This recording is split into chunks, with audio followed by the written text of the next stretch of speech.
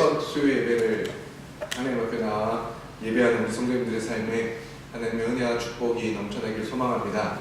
옆에 있는 분들에게 하나님의 축복을 많이 받는 한 해 되시기 바랍니다. 인사했으면 좋겠습니다.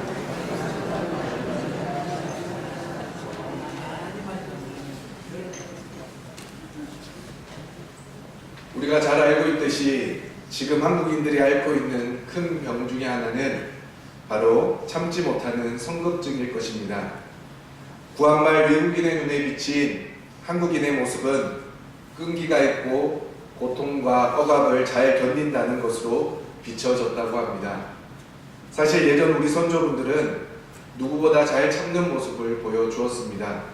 기차나 버스를 타기 위해서 3-4시간 길가에 앉아 기다린 것이 대부분이었고, 모진 시어머니의 시집살이나 바람을 피우는 남편 때문에 눈물에 밤을 지새우면서 수십 년을 참으며 기다렸습니다. 이산가족 상봉 때도 보면 북한의 어떤 부인은 월남한 남편을 기다리며 홀로 된 시어머니와 자식들을 데리고 모진 세월을 기다리며 살다 보니 너무나 늙은 모습으로 비춰진 적도 있습니다. 그러나 현대 한국인의 모습은 그런 끈기와 인내가 거의 사라지고 대단히 성급해졌습니다. 버스나 지하철이 5분만 늦어도 발을 동동 구르고 엘리베이터의 문이 저절로 닫히는데도 몇 초를 못 참아 닫힌 버튼은 너무 누르다 보니 고장이 잦고, 음식점에서는 음식을 빨리 안 준다고 독촉이 대단합니다. 어느 글에서는 해외여행 시에 한국인이나 중국인, 일본인은 비슷하여 구분하기 어려운데 한국인을 알아보는 3가지 식별법이 있다고 합니다.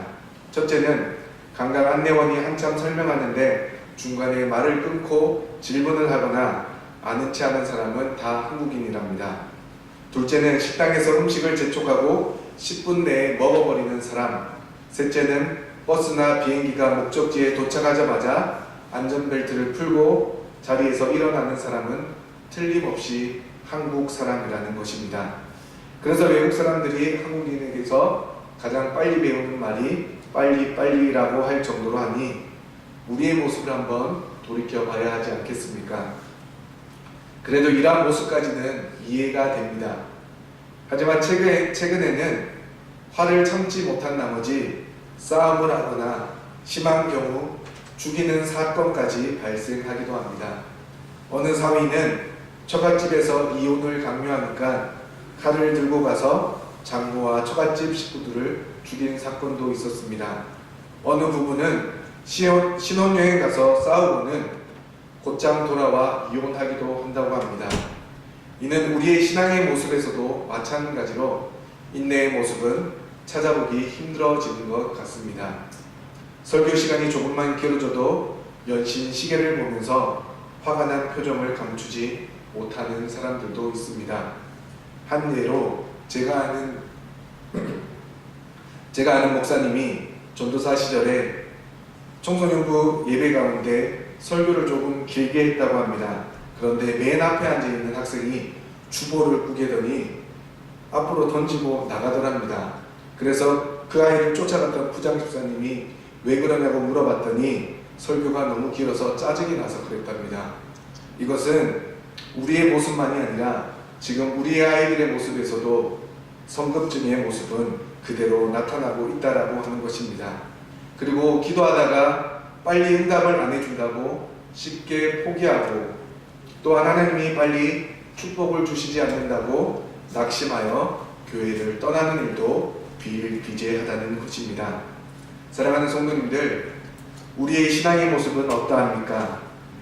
이처럼 하나님의 응답이 늦다고 포기하거나 낙심하고 있지는 않습니까? 아니면 설교가 길다고 불평불만이 넘치는 것은 아닙니까? 하나님은 우리가 하나님께 돌아오기를 지금까지도 기다리고 계시는데 우리는 하나님을 위해 인내하는 것이 너무나 부족한 것은 아닌지 한번 돌이켜보기를 소망합니다.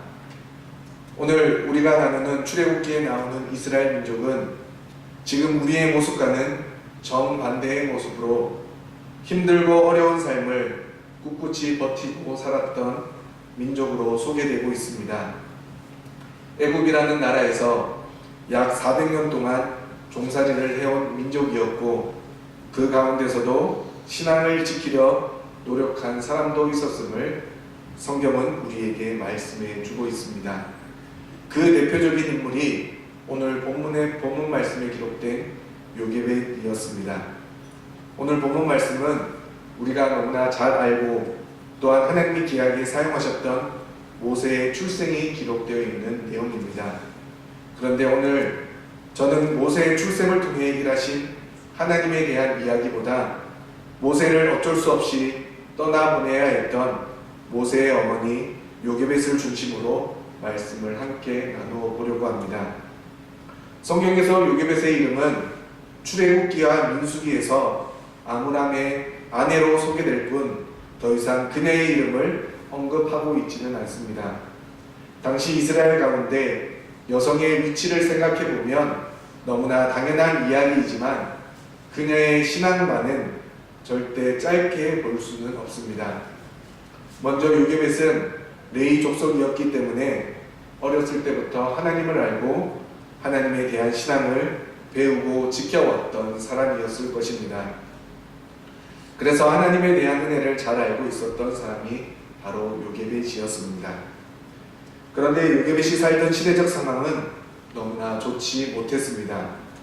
창세기 말미에 보면 요셉이 애굽 총리로 있을 때 기근을 피해 애굽의 고센 지방에 자리 잡은 야곱의 일가는 70명쯤 되었다라고 말씀합니다. 애굽 사람들은 요셉의 지혜와 통찰력으로 오랜 시간 동안의 기근에도 주변 국가와는 달리 식량 부족도 없이 잘 지낼 수 있었기 때문에 모든 히브리 사람들을 귀히 여겼습니다. 그러나 200여 년의 세월이 지난 지금은 이미 요셉도 죽고 요셉을 알던 바로 왕도 죽었습니다.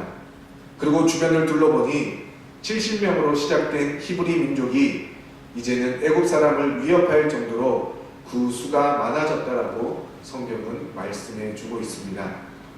그래서 출애굽기 1장에 보면 요셉을 알지 못하던 왕이 일어나 애굽 사람들에게 말하기를 이 백성 이스라엘 자손이 우리보다 많고 강하여 그들이 더 많아지게 되면 전쟁이 일어날 때에 우리 대적과 합하여 우리와 싸우고 이 땅에서 나갈까 두려워하여 이스라엘 백성들에게 국고성 비돔과 라암셋을 건축하게 하므로 이스라엘 백성들을 괴롭히기 시작하였습니다. 그런데 이스라엘 백성들은 신기하게도 그 수가 줄어드는 것이 아니라 학대를 받을수록 더욱 번성하여 애굽 사람이 이스라엘 백성들로 말미암아 근심하였다라고 성경은 말씀해 주고 있습니다. 그래서 애굽 사람들은 이스라엘 백성들에게 흙이기, 벽돌 굽기, 농사일 등으로 더 혹독하게 괴롭히기 시작하였습니다. 더 나아가 애굽 왕은 히브리 산파 시브라와 부하에게 해산을 도울 때마다 남자아이가 태어나면 그 즉시 죽이라는 명령까지 내려 이스라엘의 수를 감소시키려 노력하였습니다. 하지만 히브리 산파 시브라와 부하 역시 하나님을 두려워하던 사람이었기 때문에 그 일을 감당하지 못하였고 결국 바로 왕은 이스라엘 민족 모두에게 남자아이가 태어나면 나일강에 던지라고 명령하기에 이르렀습니다. 그리고 이러한 시기에 모세가 태어났다라고 오늘 본문 말씀은 설명해 주고 있습니다. 그러므로 모세 역시도 나일강에 던져져 죽임을 당할 수밖에 없는 상황에 태어난 것입니다. 그런데 2절 말씀에 보면 모세의 부모가 그가 잘생긴 것을 보고 석 달 동안 그를 숨겼다고 기록하고 있습니다. 우리는 이 말을 당연히 자신의 자식이기 때문에 부모가 자식을 볼 때 잘생겼다라고 말할 수 있습니다. 저 역시도 저희 아들이 태어났을 때 잘생겨 보였습니다. 그런데 점점 성도님들이 하신 말씀이 아빠를 닮았다는 말을 들으면 들을수록 잘생겼다는 말인지 아니면 은혜롭게 생겼다는 말인지 그 말을 참 이해하기가 쉽지 않습니다. 그리고 점점 살이 쪄서 얼굴이 너무나도 통통하게 살이 쪘는데 제 눈에는 아직도 잘생겨 보입니다. 그런데 오늘 본문에 기록되어 있는 잘생겼다라는 말은 좋다, 아름답다라는 뜻 외에도 존귀하다, 보배롭다, 뛰어나다와 같이 다양한 뜻을 가지고 있는 단어입니다. 그렇게 이 말을 풀어보면 모세에게는 단순한 외형적 아름다움뿐만 아니라 장차 하나님의 일을 훌륭하게 감당할 자로서의 존귀함 혹은 뛰어남이 그의 용모 속에 드러나 있었다는 뜻으로 설명할 수가 있다는 것입니다. 또한 그가 잘생긴 것을 보고라는 말에서 보고에 해당하는 단어가 여성형인 것으로 보아 모세의 그 존귀함을 직관적으로 알았던 사람은 그의 어머니 요게벳이었다는 사실을 우리는 알 수가 있습니다. 하나님께서는 모세의 어머니로 하여금 하나님의 특별한 섭리를 깨닫게 하셔서 갓 태어난 모세의 생명을 보호하도록 하신 것입니다. 하나님께서는 이처럼 사명자를 보호하시고 그가 사명을 이루기까지는 결코 생명을 잃지 않게 하십니다. 그러므로 우리 성도님들 역시도 우리에게 맡겨진 사명을 바로 깨닫게 될 때 담대한 삶을 살 수 있기를 소망합니다. 이처럼 하나님의 섭리 가운데 결국 모세는 죽지 않고 살아남게 되는데 아마도 그 당시에 출생한 남자 가운데 유일하게 살아남은 남자는 모세뿐일 것입니다. 그렇다면 모세가 죽지 않고 살아남게 된 이유가 무엇이겠습니까? 그 이유는 두 가지로 볼 수가 있습니다. 첫째는 그 아이의 부모가 믿음으로 그 아이를 살리기 위해 노력했고 그 아이를 하나님께 맡겼기 때문입니다. 히브리서 11장 23절 말씀에 보면 믿음으로 모세가 낳았을 때 그의 부모가 아름다운 아이임을 보고 석 달 동안 숨겨 왕의 명령을 무서워하지 아니하였으며 라고 기록되어 있습니다. 모세의 부모는 바로의 명령보다 하나님을 경외하는 사람들이었기 때문에 바로 왕의 명령을 무서워하지 않고 아이를 석 달 동안 숨길 수가 있었습니다. 그리고 그 이후에는 아이를 더 이상 숨길 수 없게 되자 아이를 나일강에 띄울 수밖에 없었는데 여기서도 그의 어머니 요게벳의 지혜와 믿음을 엿볼 수가 있습니다. 먼저 요게벳은 그의 아이를 위해 갈대 상자를 준비합니다. 요게벳은 나일강 속에 살고 있는 악어가 먹지 않는 갈대로 상자를 만들어 물이 새어 들어오지 않도록 엽청과 나무진을 발라 강에 띄었습니다.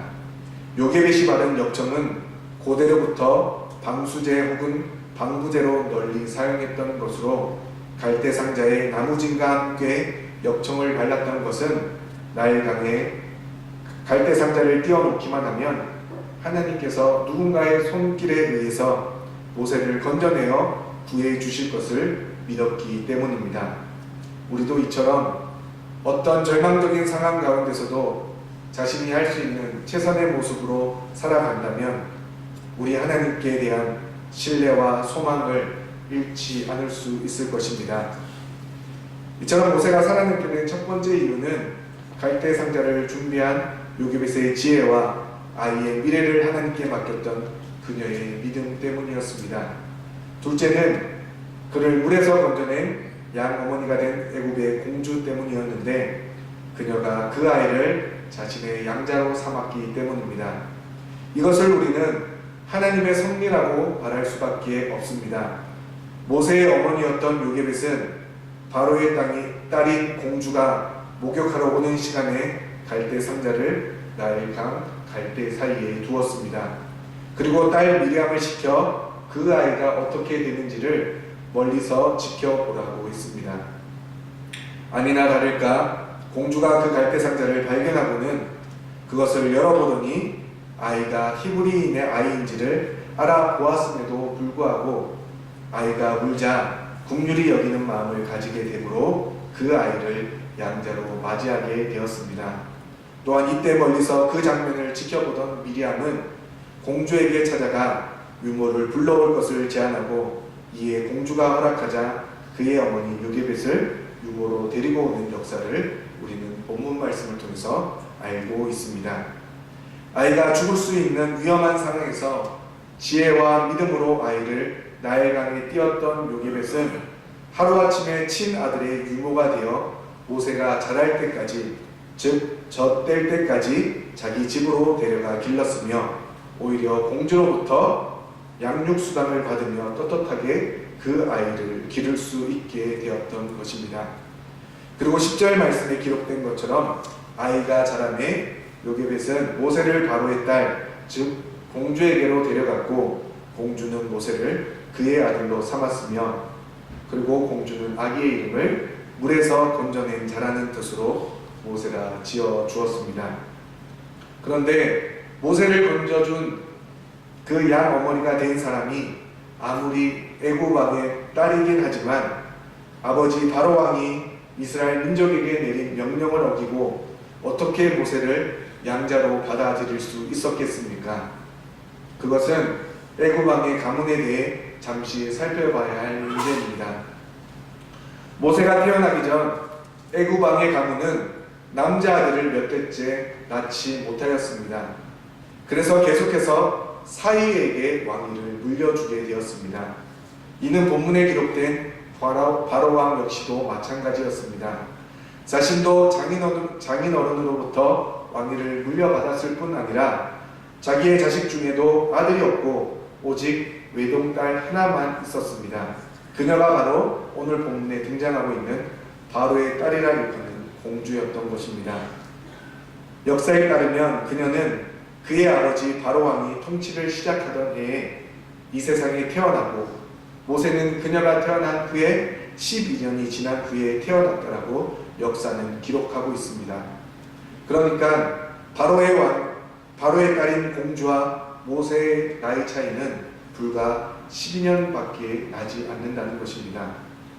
하지만 아들이 귀한 집안이었기에 공주는 모세를 데려다가 자신의 양자로 삼을 수 있었던 것입니다.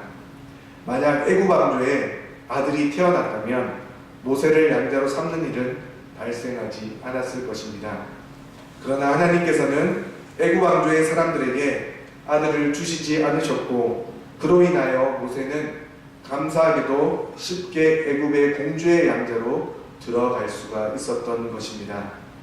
죽을 수밖에 없는 상황에 놓인 모세는 어머니의 지혜와 믿음으로 말미암아 애굽의 왕자로 자라게 되었지만 결국에는 이스라엘 민족을 애굽에서 나오게 하는 민족의 지도자로 세움받게 되는 역사를 우리는 성경을 통해서 너무나 잘 알고 있습니다. 모세가 민족의 지도자로 세워진 것은 전적인 하나님의 부르심이 있었기 때문이지만 그 부르심이 모세에게 있기 전 하나님은 그의 어머니 요게벳을 먼저 준비시켰다는 사실을 본문 말씀을 통해 우리는 반드시 기억해야 할 것입니다. 그러므로 우리도 요게벳의 모습을 통해 믿음의 부모요 영적 부모의 모습이 어떠해야 하는지를 날마다 점검하길 소망합니다. 물론 요게벳에 대한 내용이 구체적으로 기록되어 있지는 않지만 그래도 본문 말씀을 통해 살펴보면 먼저 요게벳은 참 신앙을 소유한 어머니였습니다. 그녀는 레위 족속이었고 그녀의 이름의 뜻은 당시 여성이 갖기 힘든 이름으로 여호와께 영광이라는 뜻을 가지고 있었습니다.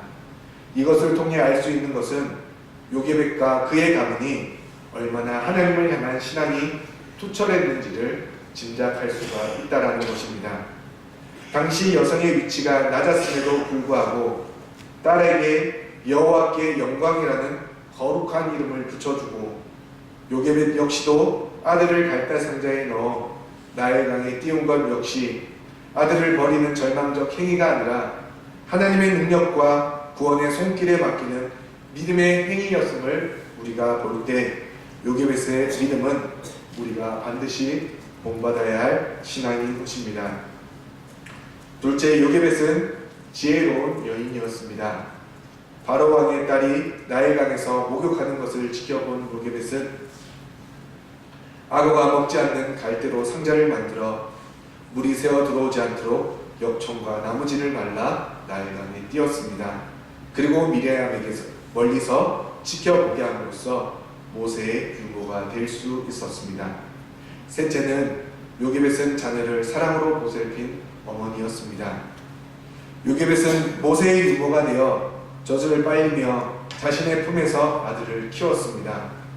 죽일 수밖에 없는 상황에서 하나님의 은혜로 지금 어린 아들을 품에 안고 젖을 물린 어머니를 상상해 보시기 바랍니다.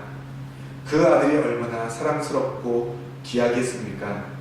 그렇기에 모세는 어린 시기에 어머니의 따뜻한 보살핌과 사랑으로 양육되어 바르게 자랄 수 있었습니다. 넷째는 요게벳은 자녀에게 신앙을 교육하였습니다. 히브리서 11장 24절로 25절 말씀을 보면 믿음으로 모세는 성장하여 바로의 공주의 아들이라 칭함을 거절하고 도리어 하나님의 백성과 함께 고난받기를 잠시 제약의 낙을 누리는 것보다 더 좋아하고라고 기록되어 있습니다. 모세가 이스라엘 백성들과 함께 고난받기를 좋아했던 것은 그의 마음에 하나님을 향한 신앙이 언제나 자리잡고 있었기 때문입니다. 그리고 모세의 이러한 신앙적 결단의 배후에는 요게벳의 신앙 교육이 있었음을 인정하지 않으면 안 될 것입니다. 마지막 다섯 번째는 요게벳은 자녀에게 민족 교육을 하였습니다. 건국대 교수인 유태용 교수님은 이스라엘의 민족 교육은 모세의 어머니에게서 비롯되었다라고 말을 합니다. 즉 모세의 어머니 요게벳은 아들 모세에게 젖을 먹이며 히브리 뿌리 교육을 하였다는 것입니다. 이러한 다섯 가지의 내용이 성경에서 말하는 요게벳의 평가입니다. 오늘 본문 말씀을 보면 성도님들도 잘 아시는 책 한 권이 있을 줄 압니다. 그 책은 바로 한동대 총장을 지냈던 김명길 총장님의 부인이었던 김영애 사모님이 쓰신 갈대상자라는 책입니다. 김명길 교수님은 과학자로서 카이스트 대학 교수 자리를 버리고 당시 대학 경영에 파탄이 난 무명의 한동대 총장으로 부임하였습니다. 대학은 부도에 직면하고 행정상 오해를 사 감옥에 갇히게 되었습니다. 그런데 학생들이 학교를 오가는 길에 학교로 바로 가는 것이 아니고 또한 집으로 바로 가는 것이 아니라 꽃 한 송이를 들고 교도소를 찾아가서 교도소 담벼락에 엎드려 기도하고 꽃 한 송이를 꽂고 가는 바람에 교도소 담벼락이 온통 꽃밭으로 변해버리는 감동의 이야기가 있습니다. 그리고 이 책에서 김영애 사모님은 한동대를 세우고 지탱해 가면서 겪은 온갖 시련과 고통, 그 고난을 하나님의 방법으로 버텨갈 때 하나님이 어떻게 도우셨는가, 하나님이 어떤 사람을 보내셔서 어떻게 역사하셨는가를 감동의 이야기로 책을 가득 메우고 있습니다. 수학이나 과학은 공식대로 풀어야 풀리지만 인생의 난제, 하나님의 뜻은 기도와 말씀으로 풀어야 한다고 이 부부들은 믿었습니다. 그래서 그분들은 말씀대로 살아보려고 눈물겹게 몸부림치면서 경험한 믿음의 승리를 우리에게 전해 주었습니다. 그리고 이러한 갈대상자를 보고 어떤 사람이 서평을 썼는데 거기에는 또 이렇게 기록되어 있습니다. 사람의 눈으로 보기에 갈대상자는 절망의 상자이며 불행의 절정이다. 갈대상자는 불행한 시대에 어떻게 하다 보니 태어나 어머니로부터 버림받아 나일강에 버려진 무의미한 상자에 불과했다. 아무도 주목하지 않는 상자, 그러나 갈대상자를 뚫어지게 주목하여 보시는 분이 계셨다. 강에 던져진 갈대상자를 운전하고 계시며 갈대상자가 목적을 향해 안전하게 갈 수 있도록 바람의 방향과 속도를 조정하는 분이 계셨다. 그분이 우리가 못 견디게 사랑하는 주님이시다. 우리를 주목하여 보시는 분, 갈대상자는 선장도 없고 키도 돛대도 없는 이상한 배이다. 그러나 사실은 그 상자 안에는 하나님의 목적이 있으며 이스라엘의 리더십이 있다. 그리고 섬세하신 그분의 손길이 충만한 상자이다. 그렇다. 세상의 끈이 끊어지면 하나님이 끈이 되어 주신다. 갈대 상자가 어머니의 손을 떠나는 순간에 하나님이 갈대 상자를 장악하시며 개입해 주셨다. 어떤 의미에서 보면 우리 한 사람 한 사람은 갈대 상자에 불과하다. 어떻게 하루하루를 살아가는 것인지, 말도 안 되는 고난의 끝은 언제인지, 도대체 하나님은 나를 살릴 것인지 죽일 것인지, 이러다가 내 인생이 이렇게 끝나는 것은 아닌지, 날마다 불안하고 날마다 두렵고 날마다 걱정이 태산이라. 그러나 염려하지 말라. 당신이 갈대 상자라면 소망이 있다. 갈대 상자는 보통 상자가 아니기 때문이다. 갈대 상자에는 하나님의 선하신 목적이 충만하다. 그 목적이 이끌어가는 상자가 갈대 상자이다. 그러므로 갈대 상자는 하나님의 목적이 이룰 때까지는 절대로 뒤집히지도 않으며 악어밥이 되지도 못할 것이다. 다만 죽을 것 같고 뒤집힐 것 같을 뿐이다. 그것은 느낌이지 실상은 아니다. 갈대 상자는 하나님이 동행하는 상자이며 사단이 뒤집지 못하며 세상이 막을 수도 없을 것이다. 이처럼 요게벳이 준비한 갈대 상자는 철저하게 하나님께 모든 것을 맡긴 믿음이었고 그녀의 신앙 고백이라 할 수가 있는 것입니다. 사랑하는 성도님들, 2019년 새해가 밝았습니다. 올 한 해 성도님들의 신앙이 요게벳처럼 모든 것을 하나님께 맡김으로 하나님이 우리의 삶을 주장하시고 간섭하시는 놀라운 역사를 경험하길 주님의 이름으로 소망합니다. 우리의 인생과 그리고 우리의 자녀들의 삶까지도 하나님이 주장하셔서 힘들고 어려운 인생길을 온전히 인도하시는 하나님의 놀라운 축복이 성도님들과 성도님들의 가정이 넘쳐나기를 축복합니다. 이렇게 설교를 마치면 얼마나 감사하겠습니까? 끝으로 찬양 한 곡을 제가 준비를 했는데 제가 부르는 것은 아니고요. 영상으로 보고 말씀을 맺으려 합니다. 먼저 영상을 함께 보도록 하겠습니다.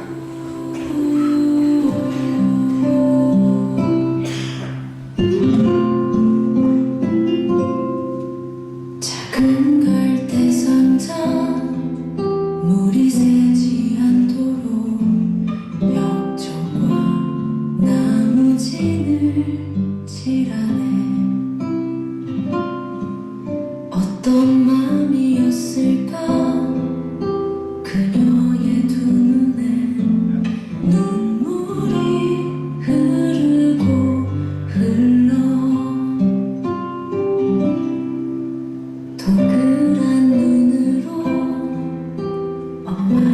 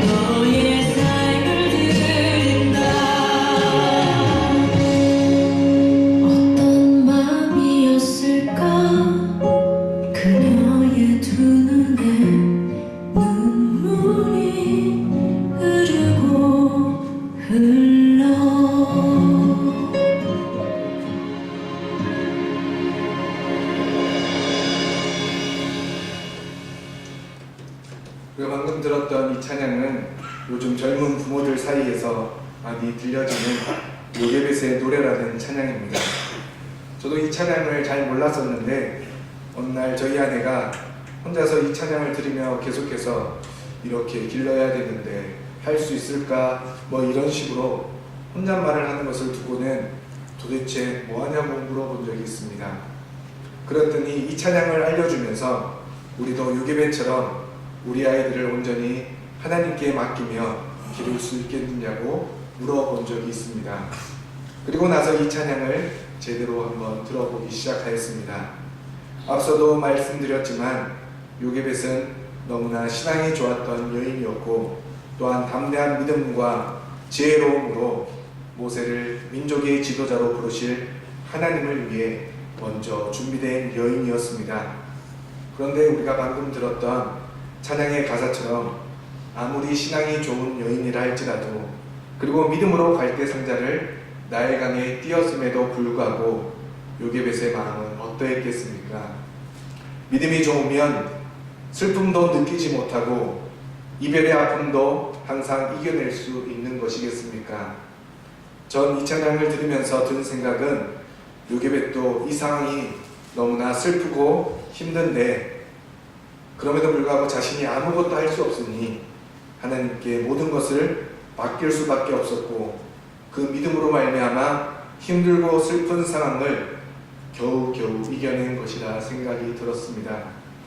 결국 너무나 아프고 슬픈데 그럼에도 불구하고 하나님의 인도하심을 믿음으로 버텨낸 것이라 생각되어집니다.